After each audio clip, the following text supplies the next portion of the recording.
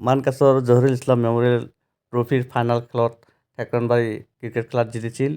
তাৰ জিতাৰ ফলত সিহঁতে এটা পাৰ্টি দিছে। এই পাৰ্টিৰ দৃশ্য আপোনালোকক দেখাই আছোঁ। আমি সৰাসৰি জাকুৱাত হুছেইন মোৰ ইউটিউব চেনেলক দেখাই আছোঁ। আমি আমাৰ ইউটিউব এবং ফেচবুক চেনেলত আপোনালোকক সৰাসৰি দেখাই আছোঁ। পাৰ্টিখন চব জেগাতে ইনভাইট কৰিছে। আমাৰ মানকাছৰৰ পৰা শিঙিমাৰীলৈকে ইনভাইট কৰিছে। চবেই ইয়াত আহিছে, একেলগে বহি চবে খাই আছে। আপোনালোকক দৃশ্যখিনি আমি সৰাসৰি দেখাই আছোঁ। ঠেকৰাণবাৰী ফিল্ডত এটা ভিডিঅ'খিনি আপোনালোকক সৰাসৰি আমি দেখাই আছোঁ।